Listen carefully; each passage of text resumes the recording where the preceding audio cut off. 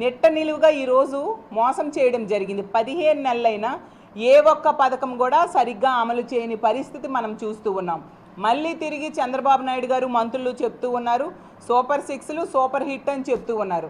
వాళ్ళకి నేను ఒకటే ప్రశ్నిస్తూ ఉన్నాను, మరి మహాశక్తి అనే పథకం పెట్టారు ఆడబిడ్డ నిధి కింద. ప్రతి నెల 1500 రూపాయలు 19 సంవత్సరాల నుంచి 59 సంవత్సరాల మధ్య ఉన్న మహిళలకు ఇస్తామని చెప్పి, మరి 15 నెలలు అయింది కదా, ఏ ఒక్క మహిళకైనా మీరు ఆడబిడ్డ నిధి ఇచ్చారా అని నేను అడుగుతున్నాను. మరి సూపర్ 6 ఎలా సూపర్ హిట్ అవుతుంది అని నేను అడుగుతూ ఉన్నాను. అలాగే ఫ్రీ బస్సులో 11 రకాల బస్సులకు అవకాశం ఇవ్వకుండా కేవలం 5 రకాల బస్సుల్లో ఎక్కే అవకాశం ఇచ్చిన మీరు ఫ్రీ బస్ పథకం ఎలా సూపర్ హిట్ అవుతుంది అని నేను అడుగుతూ ఉన్నాను. అలాగే తీసుకుంటే మొట్టమొదటి సంతకం నిరుద్యోగ భృతి, అలాగే 20 లక్షల ఉద్యోగాలు ఇస్తానని చెప్పారు. ఈరోజు మొదటి సంతకానికే దిక్కులేని పరిస్థితి ఉంది. ఎందుకంటే ఒక్క నిరుద్యోగికైనా మీరు నిరుద్యోగ భృతి ఇచ్చారా? ఒక్క ఉద్యోగమేనా ఒక నిరుద్యోగికి ఇచ్చారా అని నేను అడుగుతున్నాను. మరి సూపర్ 6 ఎలా సూపర్ హిట్ అవుతుంది అని నేను అడుగుతూ ఉన్నాను. అలాగే రైతులకి అన్నదాత సుఖీభవ అని పేరు పెట్టారు.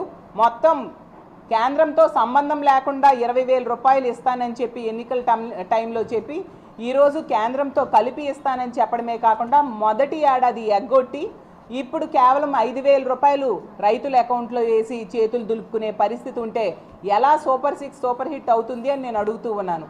అలాగే ఒక్క మహిళకైనా మీరు రేషన్ కార్డులు ఇచ్చారా అని నేను అడుగుతూ ఉన్నాను. ఉన్న పెన్షన్స్ ఈరోజు తీసేయడంతో ఎంతమంది రోడ్డెక్కి నిరసన తెలియజేస్తున్నారో మనం చూస్తూ ఉన్నాం. వికలాంగులకైతే చాలా దారుణంగా వాళ్ళ పెన్షన్స్ కోత కోయడానికి వీళ్ళు పూనుకోవడంతో ఎంత ఘోరంగా వాళ్ళు బాధలు పడుతూ ఉన్నారు ఈ రాష్ట్ర ప్రజలందరూ కూడా చూస్తూ ఉండే పరిస్థితి మనం చూసాం. అలాగే 3